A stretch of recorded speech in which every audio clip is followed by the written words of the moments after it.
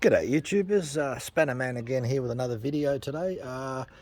Today we're just going to have a bit of a shootout between hand filing and electric grinding. All the good points and bad points, and see if we can sort of try and pick a winner. So first of all, one method of hand filing is that you put the chainsaw in the vise, if you've got a vise that is, not everyone has a vise, and tighten the chain up and proceed to file the chain. So you file it on one side and you file it on the other side. Now, there are other ways. If you're out, if you don't have a vise, you may have a stump vise. This is a stump vise, and the whole idea is that you put it up, tighten it up on the bar, sink it into a bit of timber. So if you've got an old log at home, you may be able to do it that way. That can sort of secure the saw and stop it from jumping around.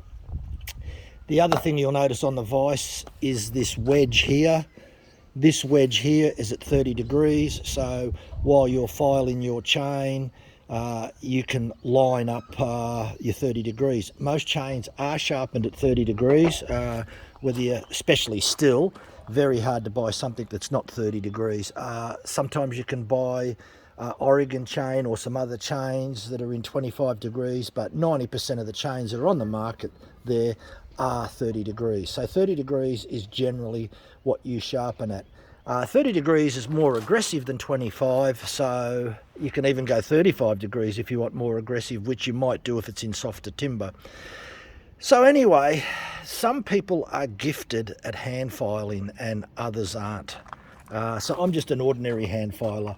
I'm not gifted, so I can hand file and I can sharpen them up pretty good, and even if I make a couple of mistakes, it really doesn't matter because I'm going to refile it again and again. So probably the biggest mistake people make in hand filing is when they place the file on the tooth. Sometimes, or a lot of the times, you might find out that they've got the wrong angle. Now, as I said, 30 degrees is the right angle of the top plate. For those that are not too familiar with 30 degrees, we've got this tooth here. That's 30 degrees.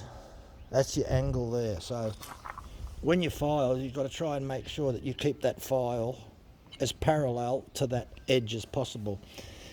Now, even if you get it wrong and you file slightly, you know, whether it's under 30 degrees or slightly over, it's really not going to make a huge deal of difference.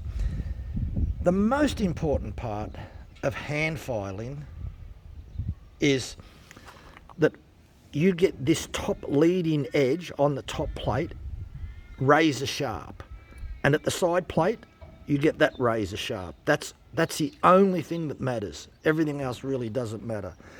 So who cares whether this is off slightly? It's really not going to make any difference. As I said, the most important thing is this leading edge here and this edge here. So what becomes critical when you file is when you place your file into the tooth, you must make sure that you're holding that file parallel and proceed to push forwards, nice even strokes, and lift the file off. Some people just move the file over and pull back. That's okay. They might file forwards, pull over, but you don't want to be pulling back, and you always file from the inside of the tooth to the outside. That's always been the procedure. Now, there are various things on the market that can help the filer, the novice filer, the professional filer. Most of the time, look, they don't need these little, some people may refer to them as toys. So we'll go over some of them that can help the filer. The first one is that, so here is another file, it's a still file, and this is called a file guide. So what the idea is this, is that it places the file in the guide at the right height, and if you have a look closely, you can see the 30 degree mark on there. There it is there, 30 degrees. So the whole idea with this 30 degree mark here is that you line that mark up level with your bar. So you place it on the tooth, line that 30 degree mark up parallel with the bar as best as you can, and proceed to file. like that, off, on, off, on. Now, that can still cause problems for some people, would you believe? You think, okay. So there is another solution. Still in their wisdom decided that they would make this little unit. And to keep the file holder inside this, which will keep it at 30 degrees. So the whole idea is that you place this unit in, and this part will slide over depending on the wear on the tooth. So that's locked in at 30 degrees. So the whole idea is that you place your file inside the holder and proceed. And it almost guarantees that you're filing at 30 degrees. Look, it actually does work. So for those people that maybe not too good, this is what this unit does. So that's one option. So it all comes in different sizes because of the different chains, whether you've got 3/8 low profile or 0.325 or quarter. Then Husqvarna have their own little version, so it does the same thing. It fits over the teeth, and you're supposed to just hold the file dead straight. So that's their version there, little roller guide. Still have a roller guide version too, but it's something that you'd have to order in. It's something that, same as these, sometimes you go down to the local dealer and they've got to order them in for you because not everyone buys them. Now, there is another version out, and this one has a raker gauge on it, so it's does the same thing. It's 3/8, and the whole idea of this one, we could demonstrate this one, is that you place it again over the top of your teeth like that. I'll just get it there right, and with your file, we'll just see if we can come around here and get a good shot. What you're supposed to do then is that if you hold this file dead straight, that's your 30 degrees. So you can tell whether you're off. So that's the whole idea of this. Again, it's another aid. The other purpose that it does serve, and we'll just get this off, is it has a raker gauge built into it so that you can use this raker gauge. A lot of people prefer these. What they're what they're supposed to do, or what they do is that they're called a progressive, let's see if we can zoom in on that, a progressive raker gauge. So they fit over the tooth like that. See if we can zoom in, and I think you can just see the raker there. So you've got two settings, a hard and soft setting.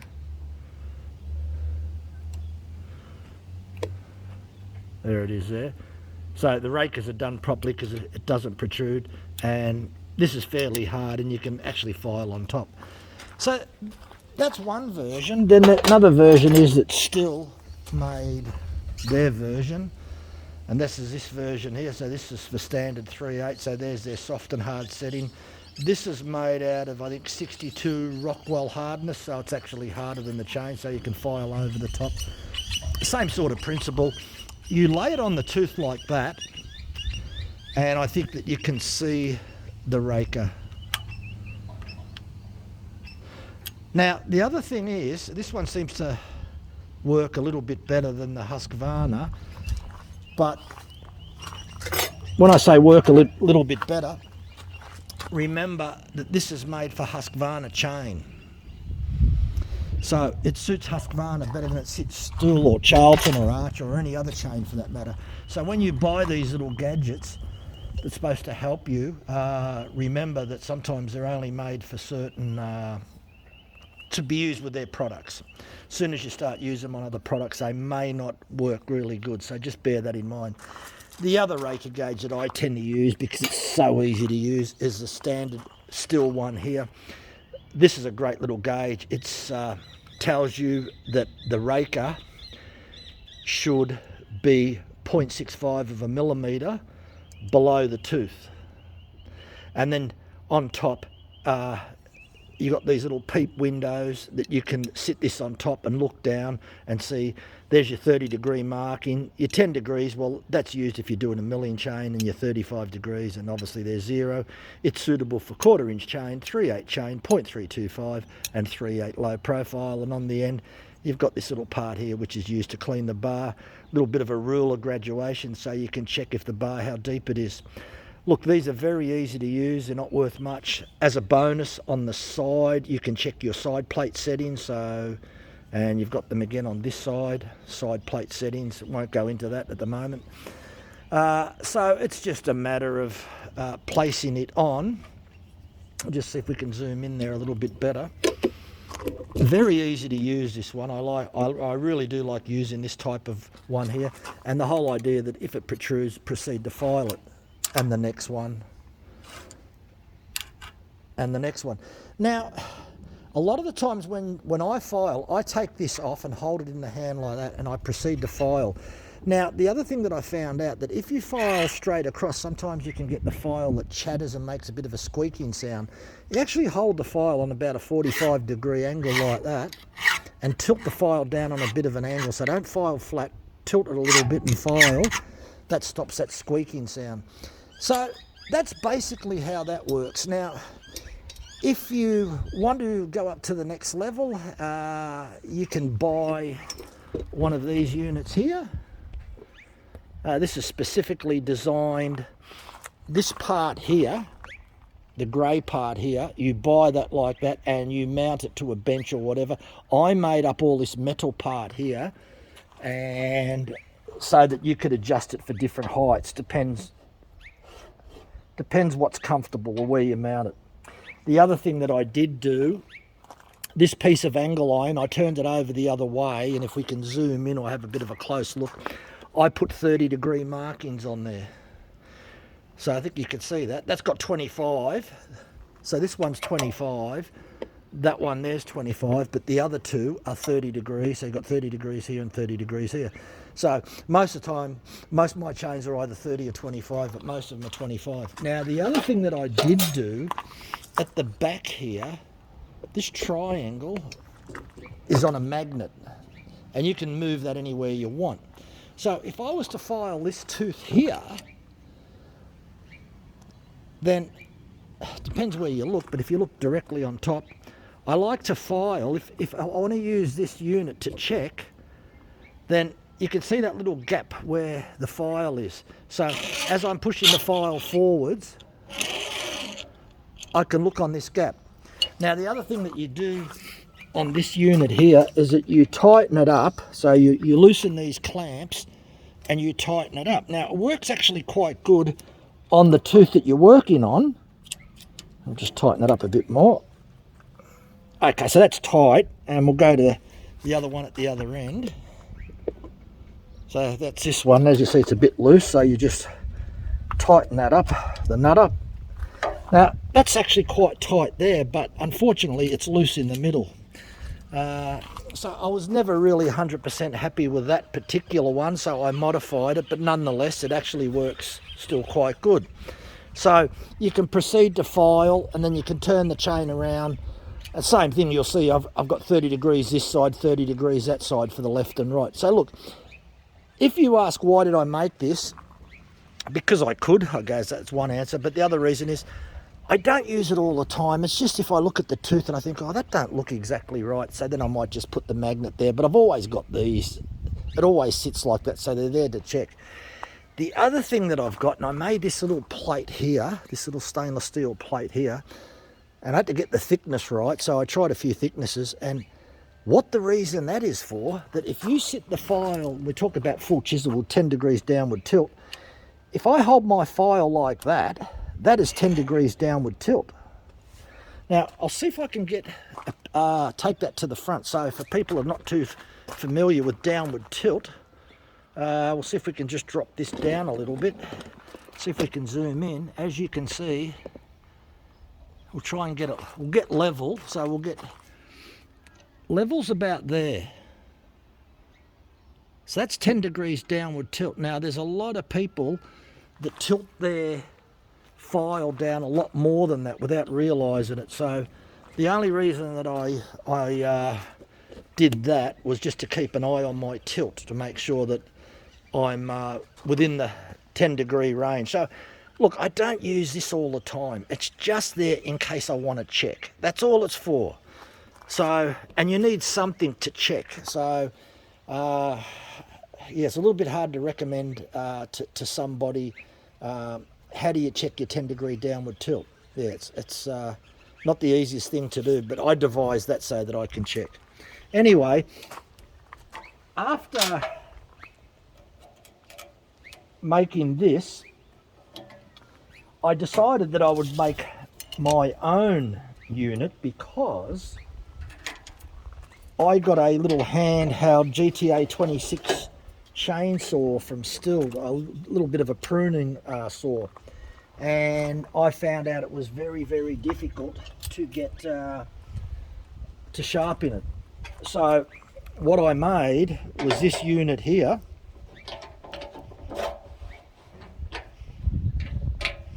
and as you can see, it's all made out of stainless steel. These 3 bolts at the top, that when you put the small chain in there, and you can use this on a variety of little chains, so it's really great for your little chains, right down to your 1/4-inch picot and your 1/4-inch. You can even use it on 3/8 if you want, because that space in there, the 2 end ones, has got the same spacing as the one behind. So you'll have a 3/8 tooth there and a 3/8 tooth there. So we could no, there I don't have an Allen key on me at the moment. So that's for that. And then on the other side, I decided that I would make a larger one for 404 and 3/8 or 0.325. So, and you can do 3 teeth at a time. So, and that works really good. The difference between this and the difference between the putting the chain saw in the bar, in the vise, is that when you lock this up, it locks up rock solid. Nothing moves. So if you really want to do some precision filing, especially square filing, you'll find out that this unit works fantastic for square filing. You've got absolutely no movement whatsoever. So okay, that's enough of hand filing, some do's and don'ts. As I said earlier, some people are gifted with hand filing. Those people don't need anything except just a file. The only other thing I'd say about files, they don't last that long, even if you buy the expensive ones.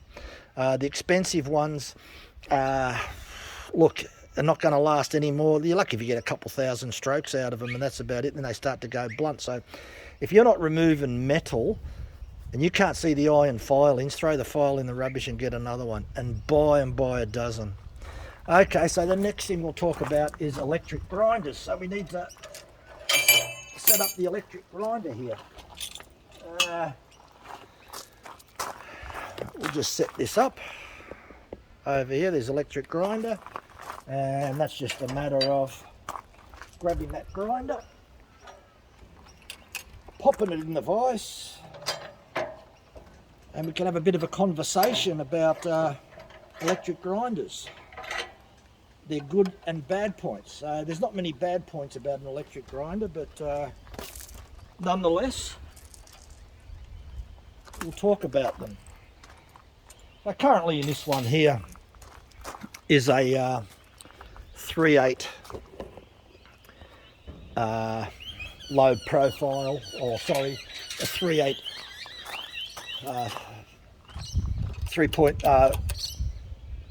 the thinner wheel, the 3.2mm wheel, as opposed to a 4.5mm wheel. So okay, electric grinders, what's so good about them? I guess what's so good about them, there's only one bad thing that I can really say about an electric grinder, and that is if you pull this down too quick, you'll tend to blue the metal. And if you do that, you change the temper of the metal, so that's not a good thing. The other thing that I would say that's really good about these is that you've actually got the 10 degrees tilt forwards and backwards. So if you loosen this underneath this nut, you can tilt this backwards and forwards for your 10 degrees on your full chisel chains.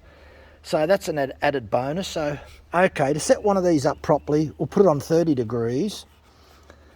And I'll show you the correct way that you set one of these up. So the next thing is, I probably need to bring the camera over here so that you can see it a little bit better. A lot of people set these up wrong. Now, what you've got to do is when you bring your chain down, we'll just adjust this, you need to have it so that the wheel, it just touches. So we'll just see if we can zoom in there to see whether you can see that. So there's the tooth there. You can see that. And you can just see it moving the chain. So what we'll do now, we'll just lock that up.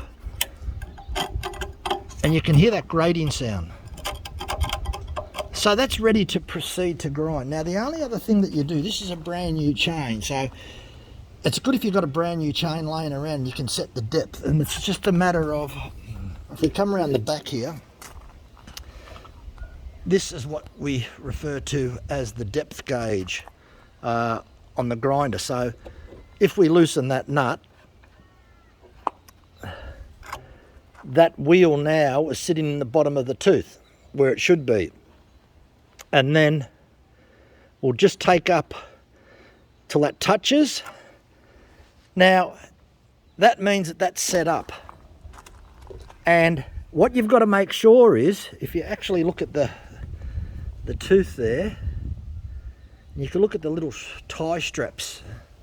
So we'll get our little pointer, and you've got to make sure that you don't sort of, probably about, see these little tie straps here? Drive link, sorry. This is a tie strap here, this is a drive link. What you've got to make sure is that you, generally speaking, that you don't go below this strap.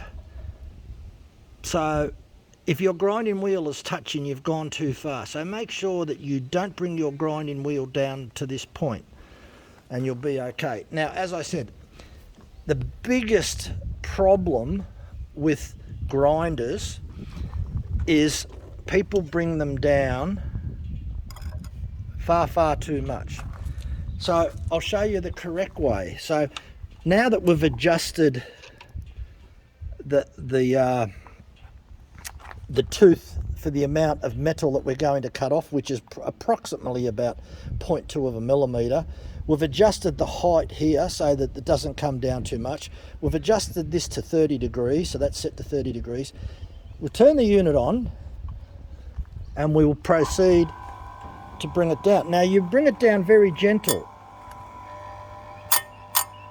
Now it needs a little bit more in, so we'll just loosen that off, bring that in a little bit more.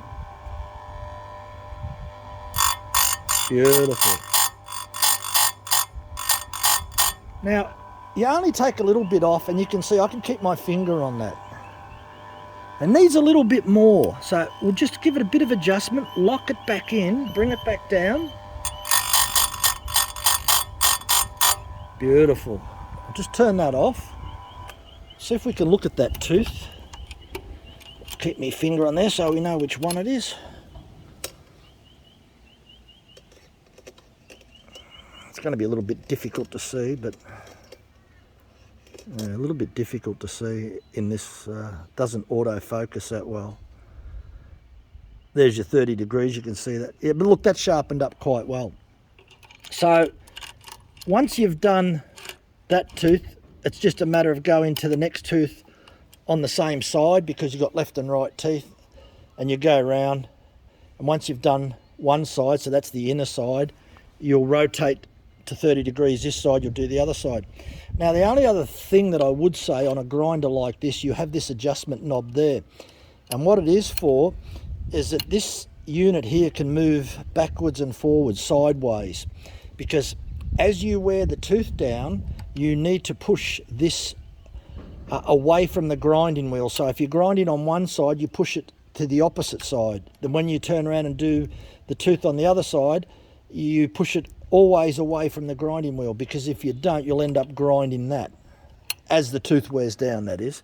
So the biggest problem that you make on these units is pulling this down and burning the chain. That's the biggest problem. So if we look at the filing, And you go, who's the clear winner here, grinding or filing?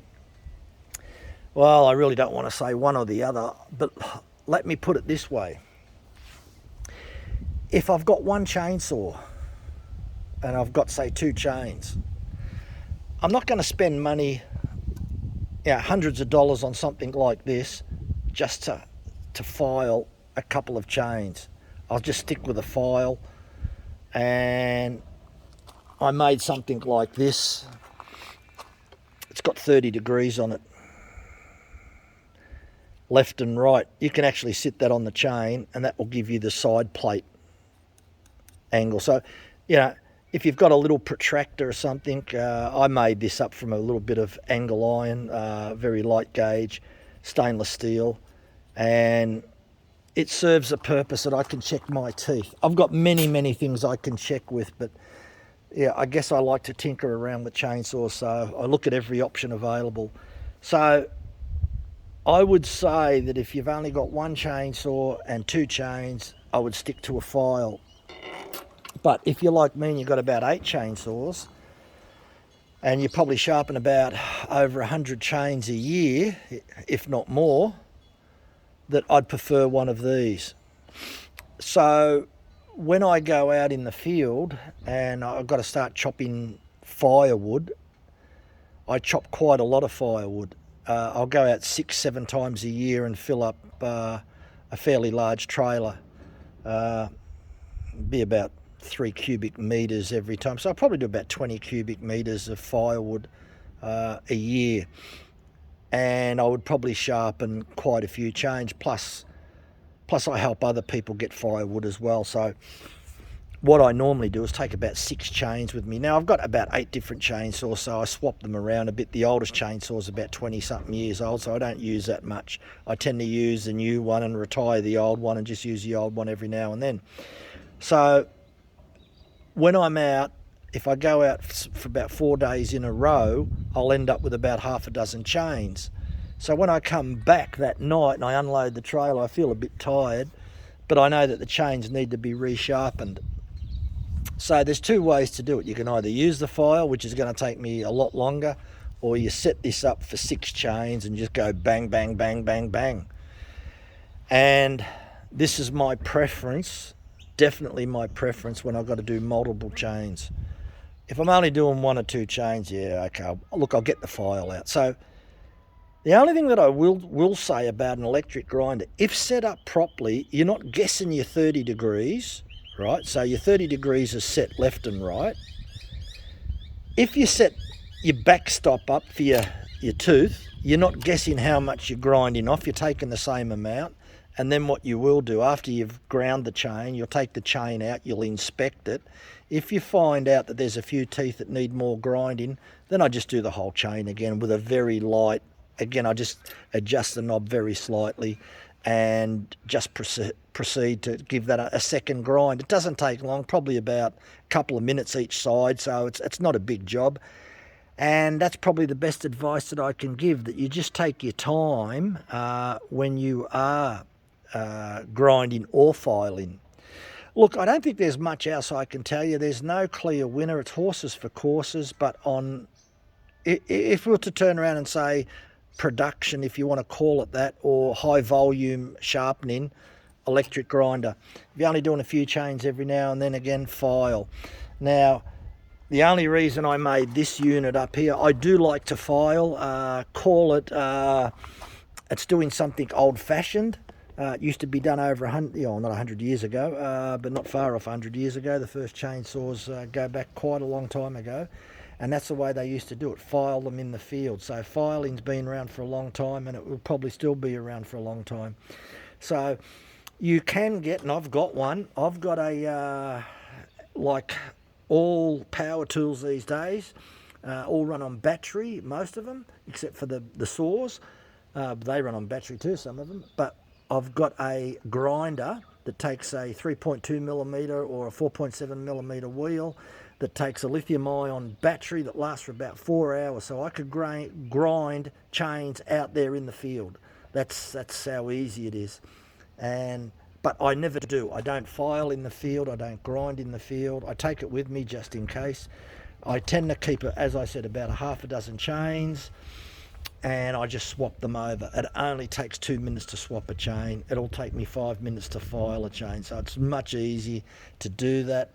And yeah, look, I hope this video helps. It's really up to the individual whether you want to file or whether you want to grind your chains. That's up to you. I hope there is some information in there.